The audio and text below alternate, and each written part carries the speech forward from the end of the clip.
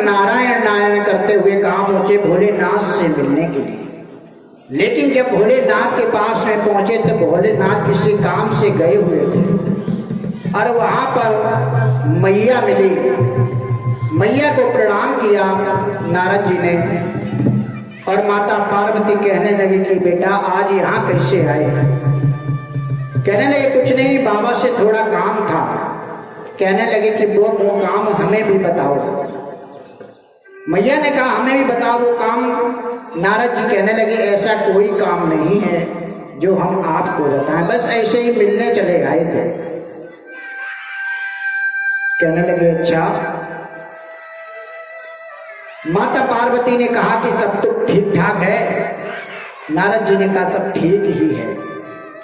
ठीक का मतलब क्या है? कहने लगे मैया हम क्या बताएं, बाबा कहाँ गए ये आपको मालूम नहीं है।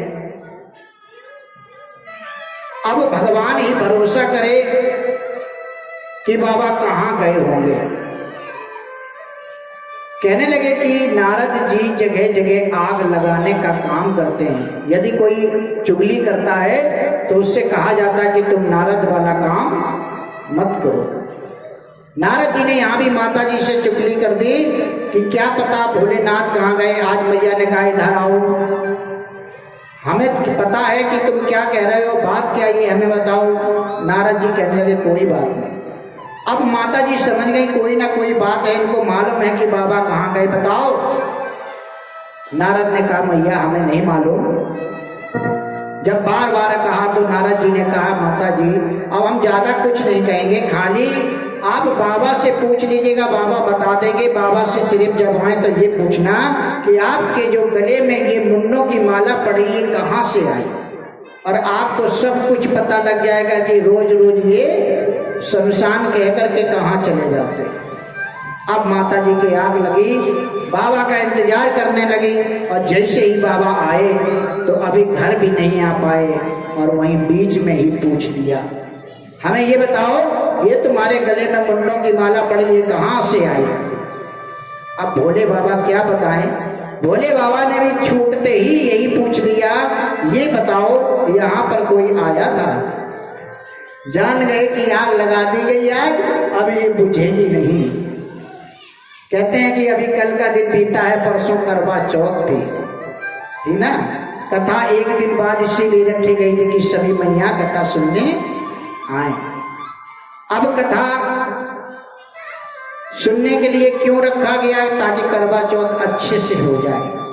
आप लोगों को जब कोई गिफ्ट मिलेगा तो और अच्छे से कथा सुनेंगे, है ना। करवा चौथ को गिफ्ट मिलता है, हमसे भी पढ़ा है, हर जगह किसी ना किसी सभी से पढ़ता है। कहते हैं कि करवा चौथ का त्योहार होता है, माताएं कहती हैं कि हम अपने पति की लंबी उम्र के लिए रखते हैं ताकि हमारे पति की लंबी उम्र हो और हम बहुत दिनों तक अपना शासन चला सके।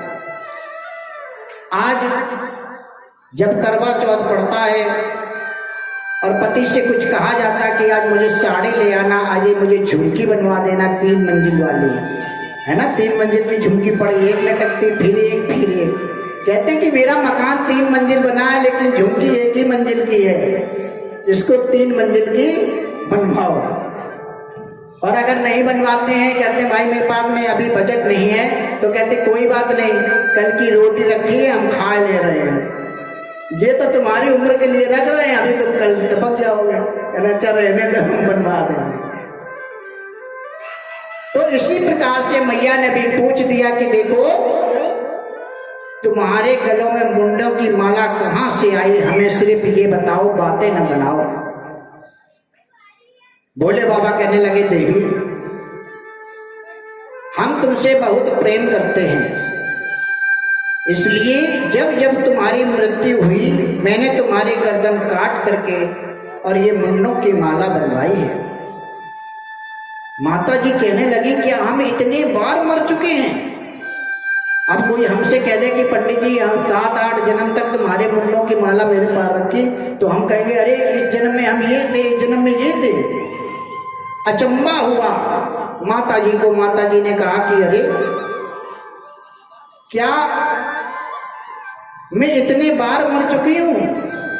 बाबा कहने लगे हाँ देवी। माता जी ने कहा बाबा हमें ये बताओ कि हम इतने बार मर चुके हैं और तुम एक बार नहीं मरे। कहले ना, हमें बुखार तक नहीं आता है। कहले ये बात तो गलत है। आखिरकार तुम ऐसा क्या किए हो जादू मंत्र जो तुम कभी मरते नहीं है, वो हमें भी बताओ। कहने लगे देवी मैं एक अमर कथा जानता हूं और जो इस कथा का रस पान कर लेता है उसकी मृत्यु कभी नहीं होती है। तो कहने लगे हमें भी वो अमर कथा का रस पान करा दो ताकि मेरी भी मृत्यु कभी ना हो। आज भोलेनाथ कहने लगे कि देवी ऐसा नहीं हो सकता है। माता जी ने हट कर दे कि नहीं ऐसा ही होगा। तो कहने लगे ठीक है देवी हम तुम्हें कथा सुनाएंगे, लेकिन इस कथा का एक नियम है कि जब तक कथा हो तब तक आप होंकारी भरते रहना। हमारी नानी हमको कहानी सुनाती थी तो हम लोग हूं हूं करते रहते थे और हूं हूं करके सो जाते थे और दूसरे दिन फिर कहते थे कि हमें नानी कहानी सुनाओ। तो नानी फिर वही वाली कहानी सुनाती थी। एक भेड़ा था, वो जंगल में जाता था और फिर हम जो है सो जाते थे। दूसरे दिन वही कहानी। आज तक वो कहानी पूरी नहीं हुई और नानी पूरी हो गई, क्योंकि हूं करते करते सो गए। अब दूसरे दिन से फिर हुई तो स्टार्ट। तो माता जी ने भी कहा कि हम ठीक है हुंकारी भरेंगे और माता जी ने हुंकारी भरना शुरू किया। भोलेनाथ ने कथा प्रारंभ की। कहते हैं कथा प्रारंभ करते ही सर्वप्रथम भगवान का हरि भजन किया। सिया राम में बोलो सहारा मिलेगा, सिया राम में बोलो सहारा मिलेगा, सिया राम में बोलो सहारा मिलेगा, सिया राम में बोलो सहारा मिलेगा। मानव जन्म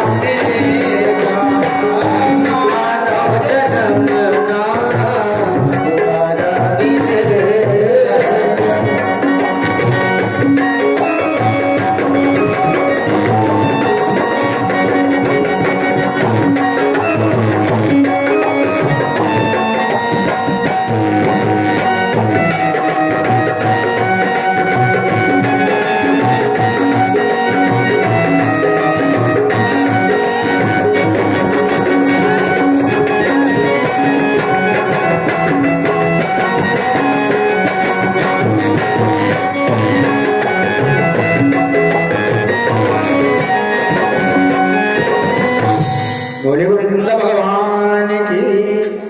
आज प्रभु का भजन किया और उसके बाद में आज कथा प्रारंभ की। माता जी हूं करती रही, लेकिन भगवान भोलेनाथ ने कहा कि देवी अभी हमने कथा प्रारंभ नहीं की, तुम पहले से हूं करने लगी। तुमको बहुत ही जल्दी ये कथा सुनने की, ऐसा ही होना चाहिए। हमें प्रभु के भजन सुनने की बहुत जल्दबाजी रहनी चाहिए। कहते हैं कि 1 लाख काम छोड़ करके हमको क्या करना चाहिए? भोजन।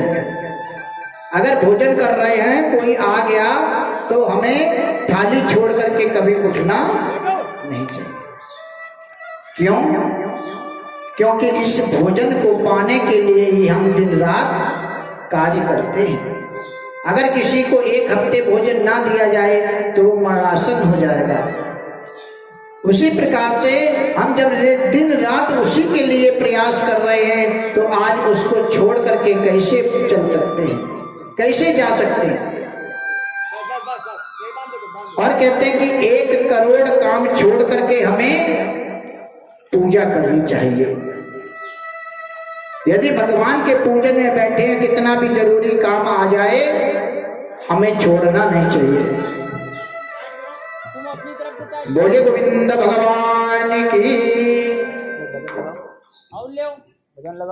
हेलो हेलो जी हेलो।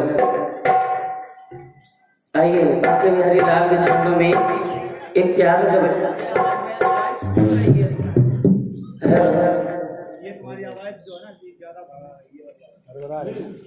हेलो जी हेलो हेलो।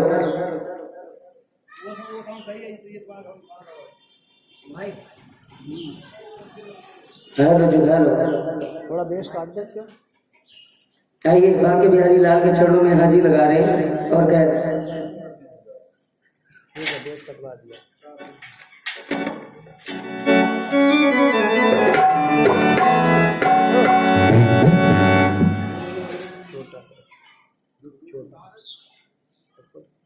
बोलिए वृंदावन बिहारी लाल की।